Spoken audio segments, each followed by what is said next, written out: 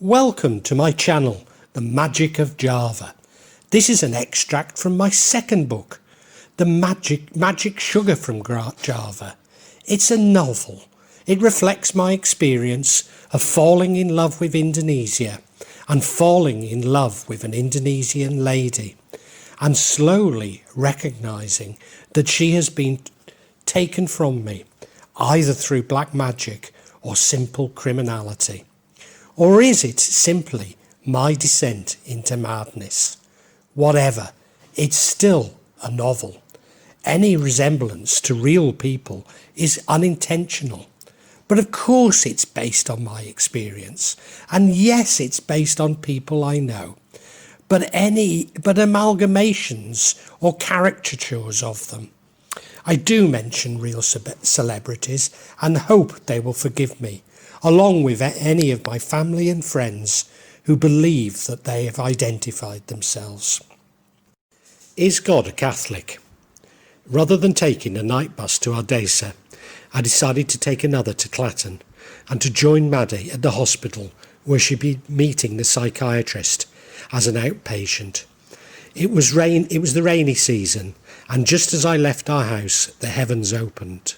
I was wearing a NATO parka that I'd bought in a flea market in Berlin, minus the fleece lining, as the air conditioning on the night bus is cold, but not that cold. Thankfully, the parka very nearly prevented me from getting soaked as I waited on the corner for a taxi.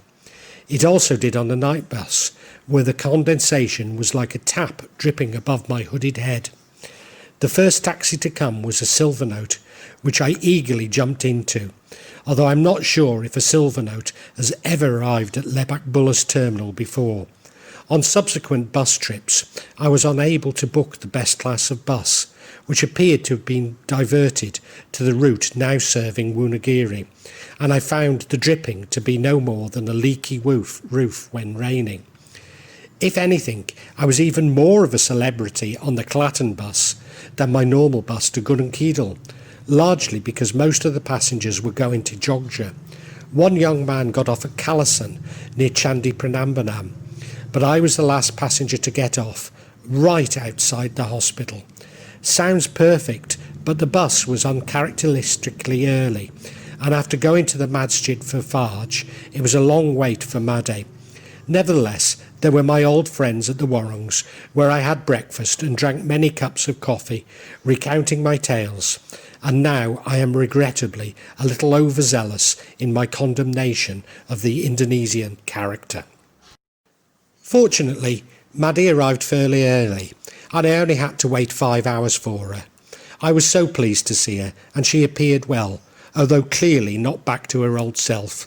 I was also looking forward to meeting the psychiatrist and sharing my feelings with her about poisoning and asking her to emphasise to Buddy and my other relatives that they should stop feeding Maddie's paranoia with talk of spirits and frequent ruqyah.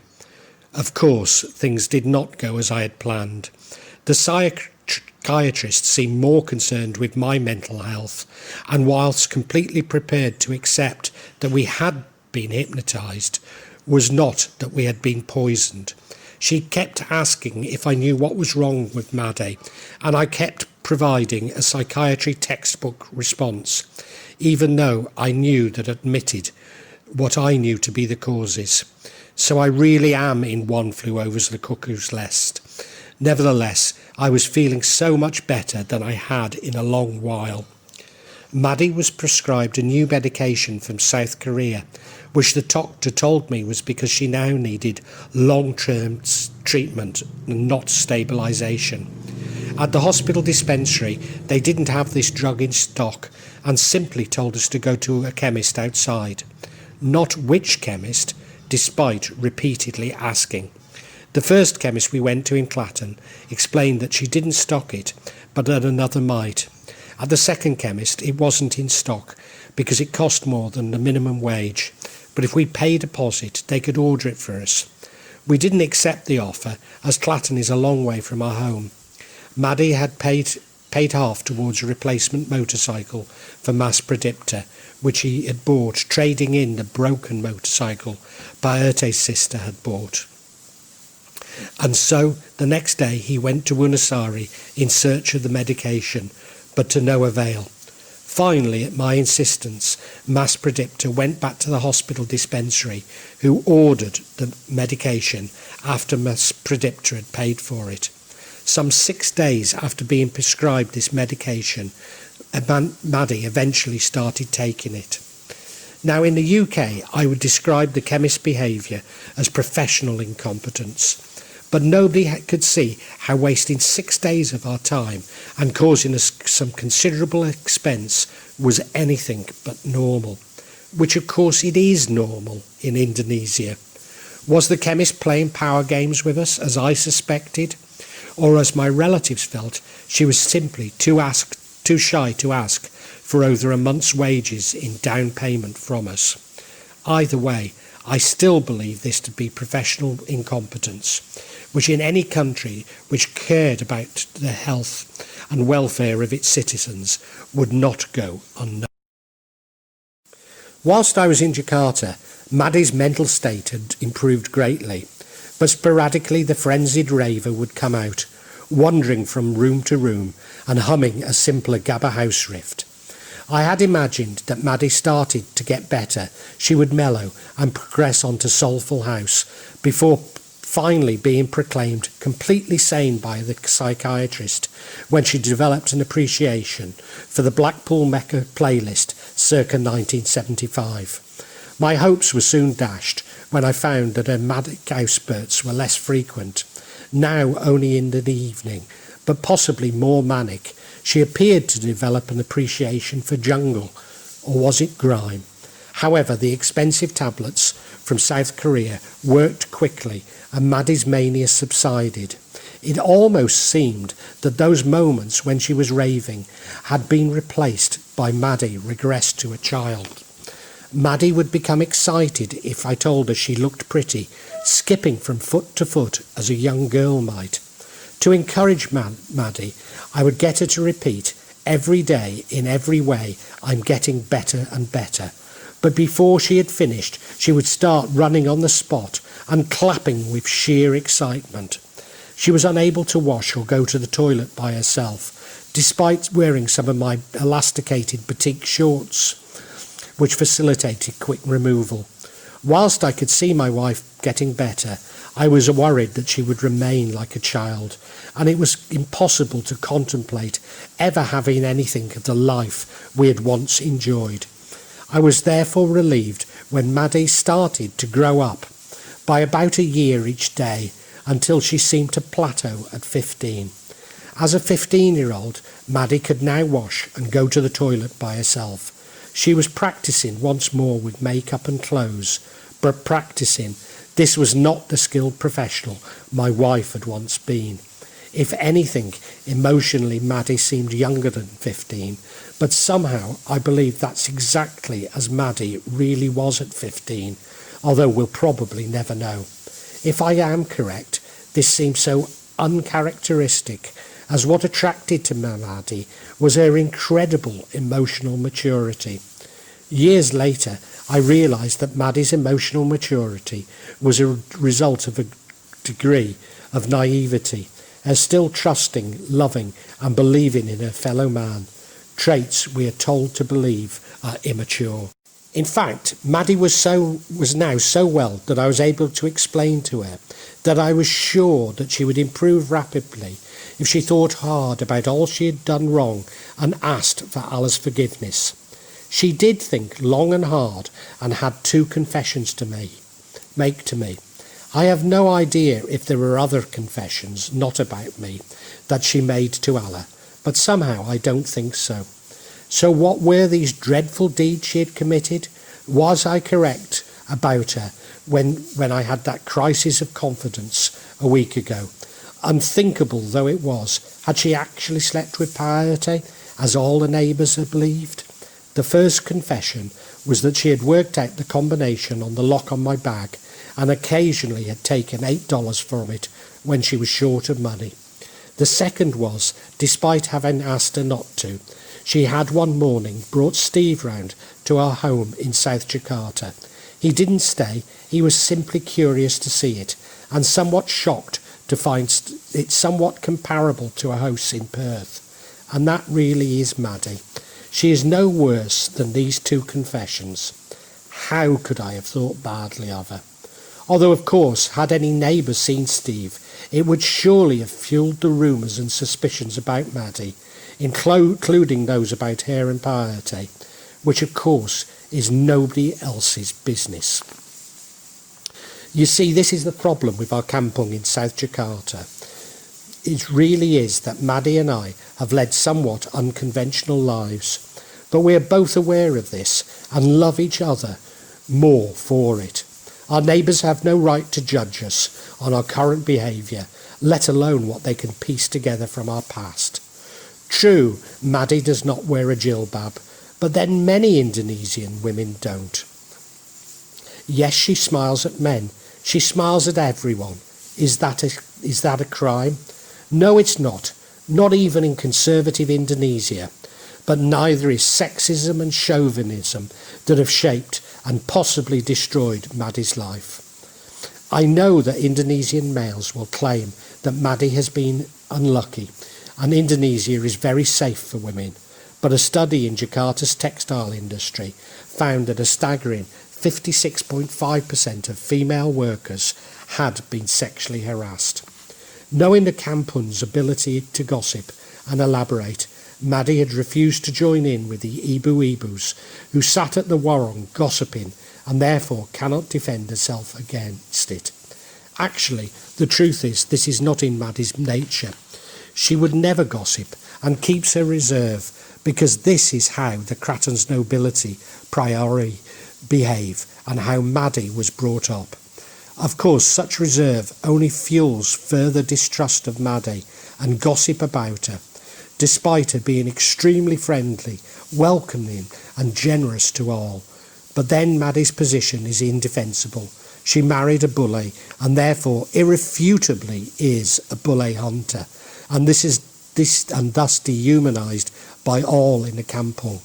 Indeed, her generosity leads to further speculation about my incredible wealth, with the neighbours anticipating gifts and even becoming resentful when they are not forthcoming.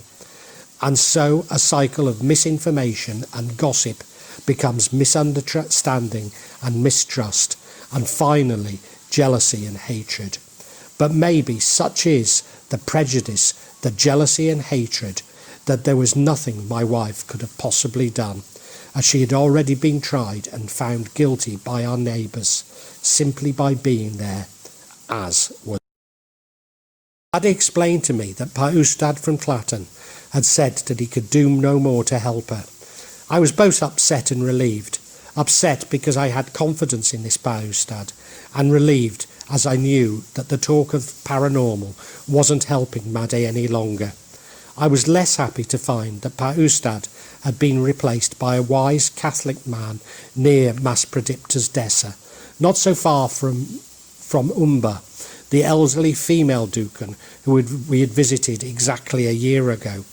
This wise man was called Pa Sukarno and had helped Maddie's second brother when he was ill.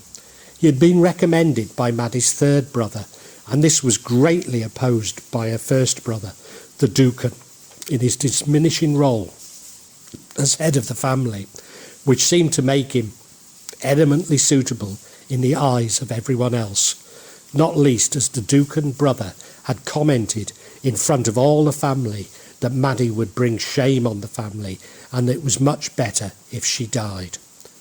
Pak Karno was serene and impossible not to love. Uncommon for Indonesians, he had a full head of white hair and carried an air of authority about him. Like the first and fraudulent Pak Ustad we visited in Banten, he too consulted the palms of his hands, but not horridly. No, this was silently, slowly and contemplatively. I have no idea if he can see anything in his hands, if it simply helps his concentration, Or is it just a psychological device to get the patient to open up, rather like a psychiatrist's couch and notebook? Hell, did it work. Not 2 minutes had passed, and Maddie was on her knees at Pak Karno's feet, begging him for forgiveness. Apparently this has happened many times, and everyone believed that Maddie was now the spirit that had possessed her. Even sometimes another person that had sent the spirit. During previous visits through Maddie, Omuni, Ba'ani, Pa'angabaya had all knelt before Pak Karno and begged his forgiveness. On the first visit, 18 spirits had been removed, including those of a snake and a tiger, some of which had come to Maddie after Ustad from Klaten had removed another. Whilst the last thing I wanted was to be feeding Maddie's paranoia, somehow I believed this all to be helping. At this stage I wasn't sure about Pak Karno, that if Pak Karno believed in ghosts and other entities, or simply understood that Maddie was troubled and that removing an imaginary problem would help her to recover. But I later found that this was not for him a show. Indeed, he describes himself as a paranormal helper, although I believe importantly not a Dukan. After Maddie had finished asking for forgiveness, Pak Karno asked her to sit down, and he appeared to be speaking to her through telepathy. Maddie kept responding to questions nobody else could hear, and when I asked her about it, she said that the conversation was direct from heart to heart. Was this telepathy, hypnosis, or something else? I cannot be sure. You see, despite believing Pak Karno to be a very good man, I was still trying to work him out, not least as virtually everyone we had met had been fraudulent. Nevertheless, it seemed to help Maddie greatly. To me, what Pak Karno believes or doesn't believe in is not the point. As long as he truly believes it and is honest, it will work. So whether his skills are those of a great psychotherapist or actually are paranormal, are immaterial, as long as they help Maddie. Certainly I am beginning to realise that telepathy is real and might be explained by quantum entanglement, by which objects can influence each other over long distances, especially if they had previously been close. However, this inquisitive Brit cannot let sleeping dog lie as I search for my Western absolute truth. Pak Karno also prescribed numerous vegetables and herbs for Maddie to take, or have put on her body to help her sleep, which actually smelt like red wine. He also got her to eat various foods her nene had forbidden her from eating, after removing everything paranormal from within Maddie. Later, when I explained to Pak Karno that we had been poisoned, he told me that was why he asked Maddie to drink yellow, older coconut water each day and eat sweet turnip. From what I know of natural medicines he had prescribed, they were ideal for Maddie, so he would also seem to be a nutritionist and herbalist. At home, I kept finding dead flies by our French windows, and later found that Maddie had developed something of an obsession with killing flies. She explained to me that her Dukan brother was sending flies to her, the noise of which was making her crazy, as the spirits within the flies could possess her. I think she was referring to spirits of people and not the spirits of flies, but it was not something I wanted to explore. No, I've had enough of black magic and the paranormal for a lifetime. Mercifully, unlike Renfield, she was not eating the flies, or at least not yet. About a week later, I could hear the Dukan brother on the lane outside our French windows, and immediately thought he was up to something. I don't believe Maddie heard him, but when she joined me outside, she was immediately possessed by something, afflicted by tremors, and once again growling and shouting. Momentarily, I forgot the lesson I had learned in Klaten, that Allah would deal with my brother-in-law.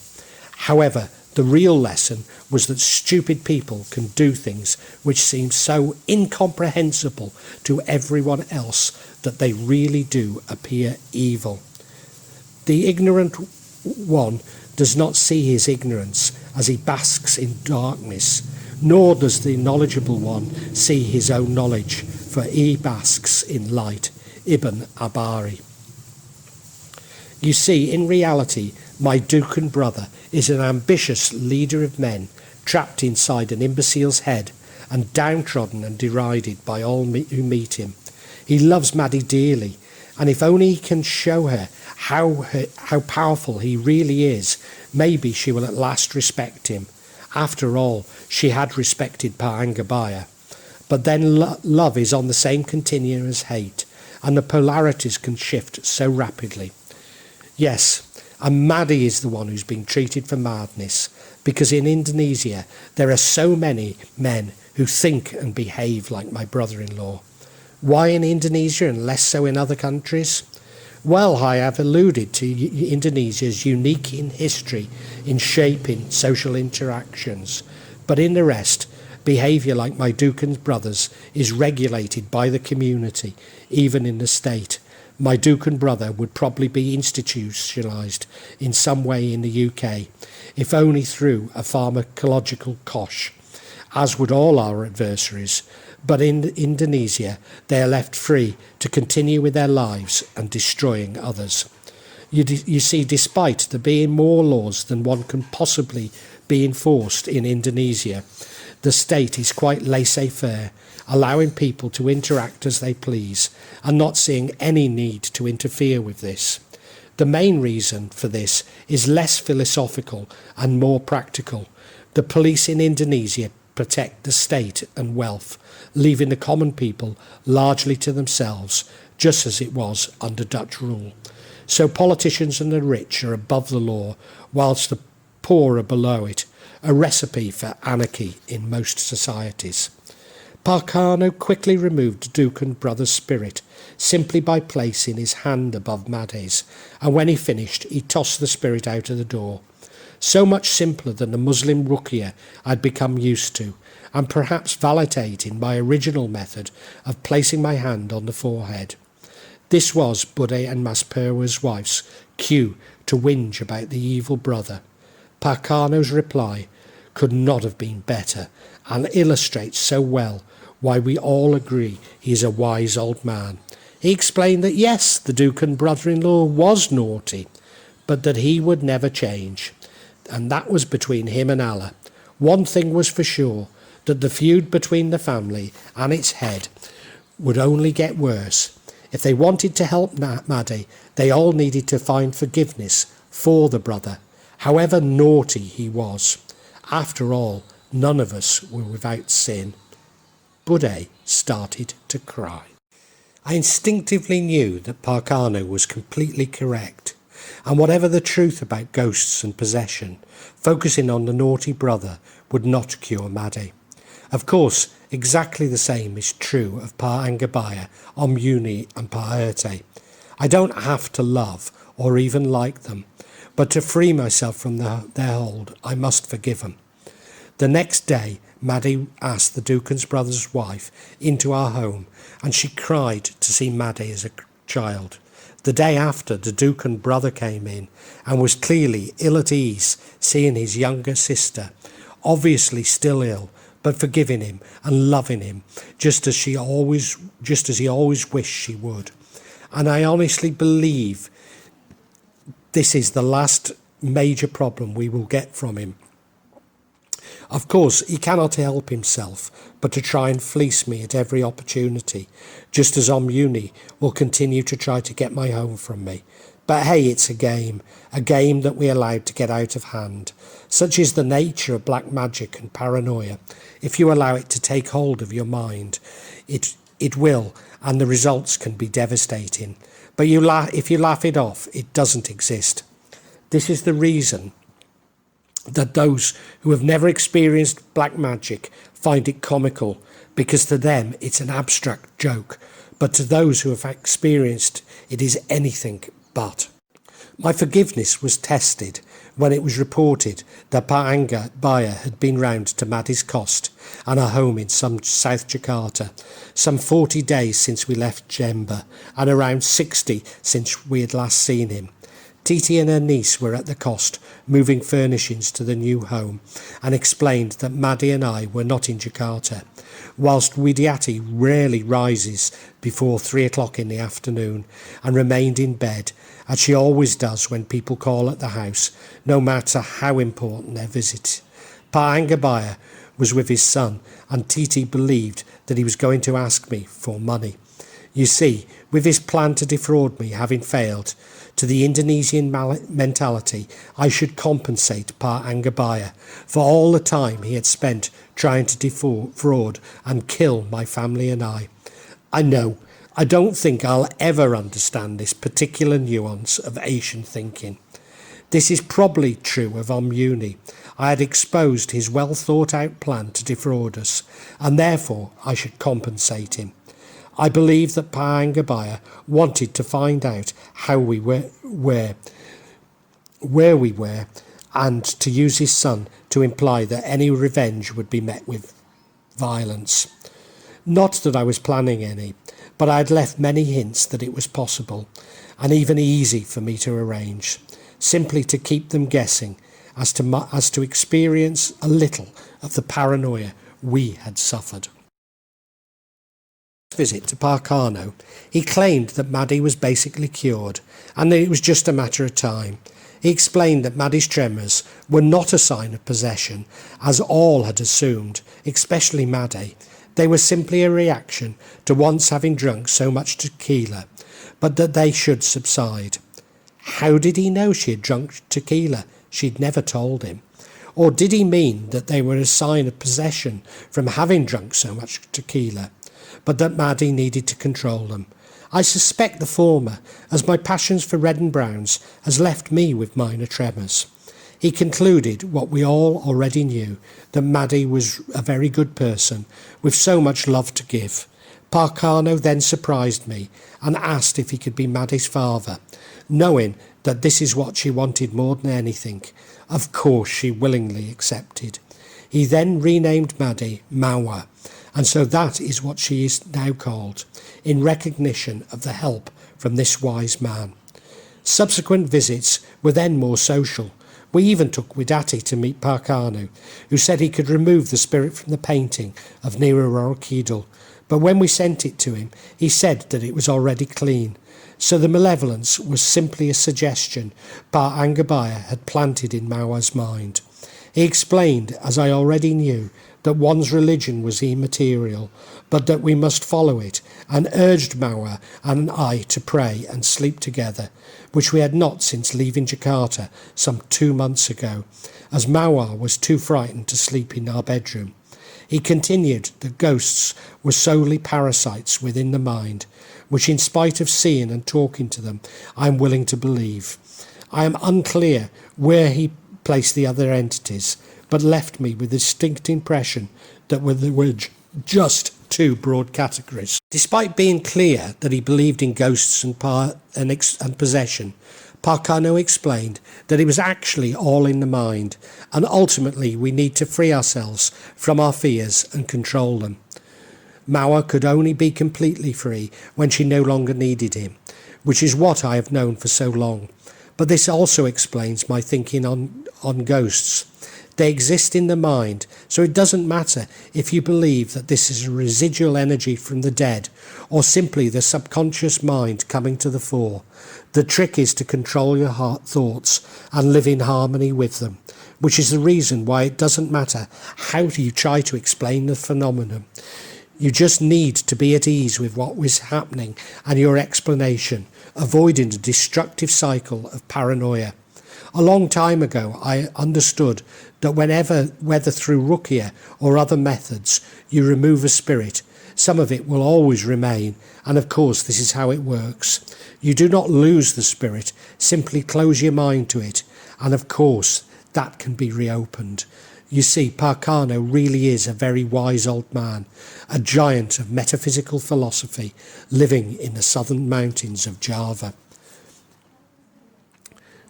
But just as long as you can be talked out of yourself, you deserve to be. Laughing, Alan Watts.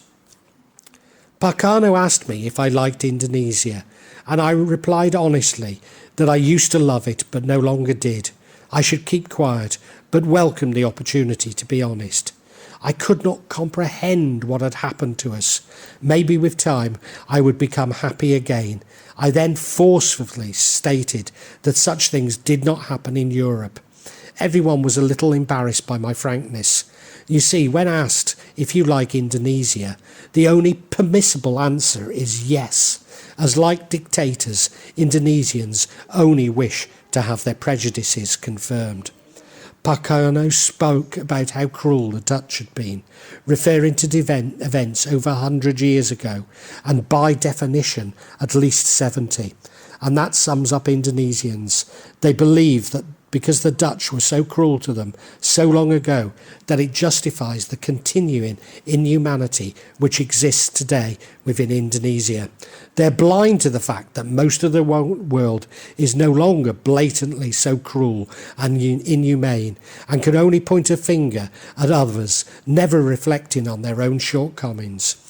But this came from a wise, philosophical, kind and compassionate man, not a politician nor an army general. However, it also illustrates that whilst I have forgiven my adversaries and forgotten about them, I have yet to completely come to terms with the horrific cruelty we have suffered. Maybe I never will. After all, for over 50 years I've lived in liberal UK. Understanding does not cure evil, but it is a definite help, insomuch as one can cope with the incomprehensible darkness. Carl Jung. If it is not already apparent from my writing, let me spell it out. I was getting better every day. My headaches, confusion and memory loss had largely gone. I was beginning to think like a Western scientist once more. Despite us all having been very open to suggestion for over a year, I also truly believed that Mawar was feeling the same as me. In fact, I noticed that her mind was at ease before Pak Karno mentioned it, and certainly nobody else was aware of it. Yes, she still had the odd, uncharacteristic moment of anxiety. She is still far from being back to the woman I fell in love with, but deep down I knew she was cured. Of course, Mawar needs to come off the medication from South Korea, and she is yet to appreciate the playlists from Blackpool Mecca circa 1975. But all of these things take time and immense patience. I am happy if she starts with the more obvious tunes like the Anderson Brothers and the Carstairs before moving to Mel Britt, Kenny Smith and Diane Jenkins. Surely our recovery was indicative of poisoning leading our bloodstream and our brains. But what poison acts so slowly, causes depressions, hallucinations, and a myriad of mysterious physical problems like gout and constipation? Feeling better and thinking like a scientist once more brought with it new sets of challenges for me. After all, as a scientist I had been agnostic, even atheistic. Then there was Pak Karno, a Catholic, not a Muslim. Was God a Catholic after all? Just as the events of the past 14 months seemed to be testing my new religious belief, was the final test to make me revert to Christianity? As a former liberal Anglo-Catholic, I have always rather liked the Catholic faith. You see, I'm drawn to repetition, ceremony, decoration, and of course smells, rather than contemplation and austerity. But intellectually, I am more drawn to egalitarianism and individualism, hence the liberal prefix. I prayed, and the answer was, as I had always believed, which religion you follow is immaterial, but believe it and follow it. I had taken the decision to become a Muslim, so now I should stick with it. But of course, I should avoid the sectarianism and mistrust of other religions, which seem to divide the world and prevent people from truly seeking God. Do not praise your own faith exclusively, so that you disbelieve all the rest. If you do, you will miss much good. Nay, you will miss the whole truth of the matter. God is the omniscient, the omnipresent, cannot be confined by any one creed. For he says in the Quran, whoever ye turn, there is the face of Allah. Everybody praises what he knows. His God is his own creation, and in praising it, he praises himself, which he would not do if he were just, for his dislike is based on ignorance. Ibn Arabi. I was reminded of the Ten Commandments and how our adversaries had in some way broken almost all of them. I am the Lord thy God, thou shalt not have any other gods before me. You shall not make for yourself an idol in the form of anything. You shall not misuse the name of the Lord your God. Remember the Sabbath day by keeping it holy. Honour your father and your mother. You shall not murder. You shall not commit adultery. You shall not steal. You shall not give false testimony against your neighbours. You shall not covet your neighbour's house, wife or property. The last four being particularly germane to our experience, and within Islam and Judaism are believed to guide our relationships with others. Indeed, to a Muslim, to break any of these last five morals is to disobey Allah's divine revelation, i.e. not to submit to him. Whilst the Ten Commandments are common to the Abrahamic religions, they are much more revered by Christians, and I had learned them by rote as a child, never really understanding them. Did I have to suffer the last four to appreciate their real importance? Nevertheless, having somewhat given up on moral relativism, they really do seem to be so important now, at least in what we call this world, as I am reminded of Uncle Norman's words, when you die, nothing matters, nothing at all, and everything matters.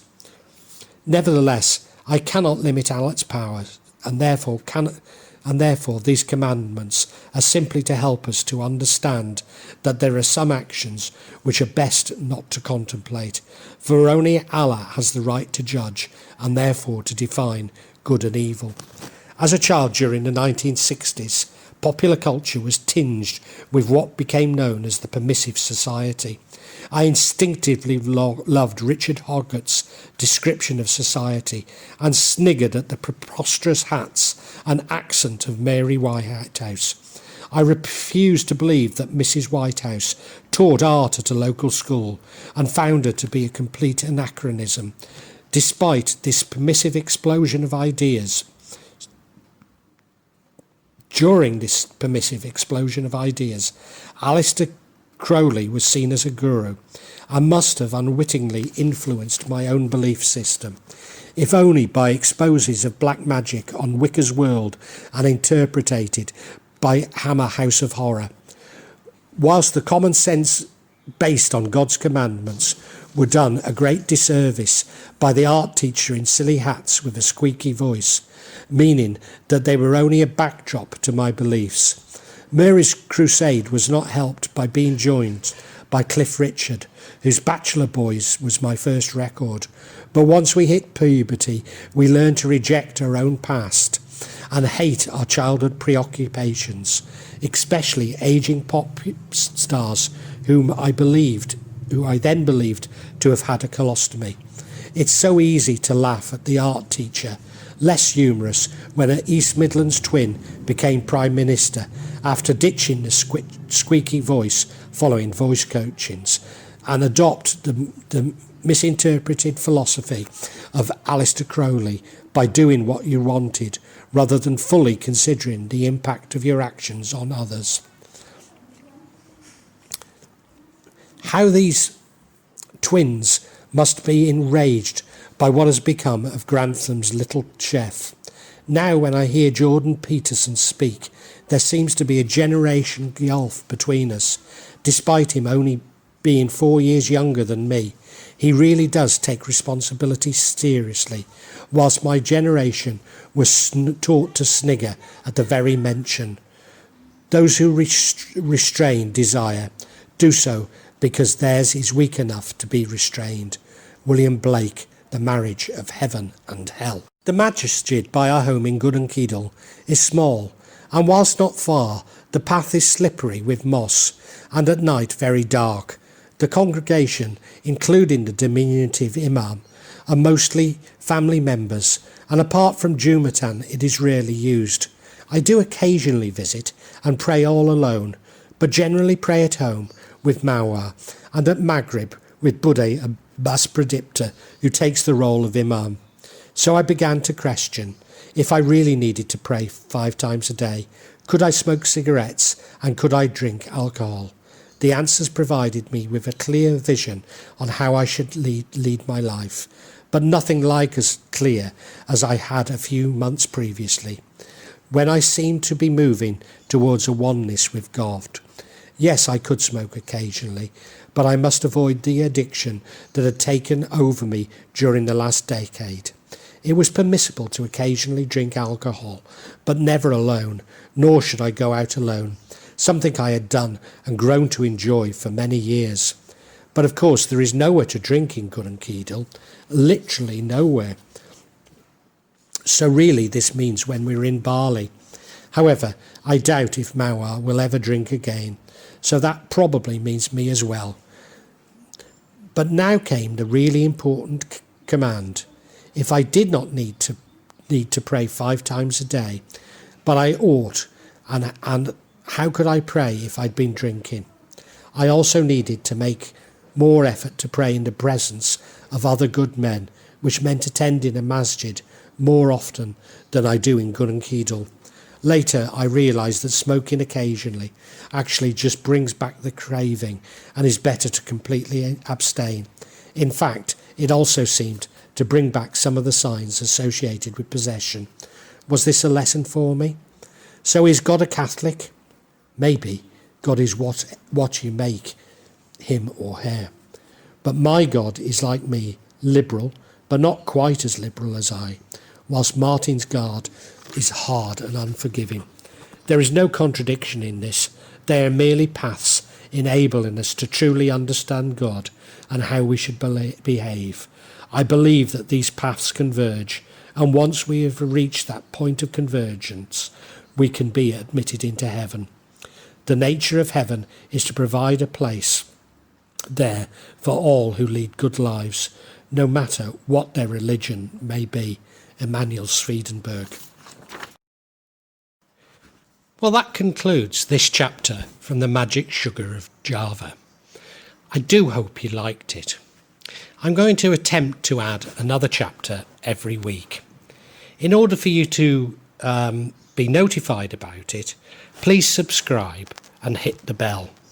In fact, I need subscribers and listeners to reach monetization. And I do want feedback, but I also want to stay true to my experiences. I really want to keep things real. So therefore, I don't want to alter the format too much. But above all, thank you for listening. Thank you so much.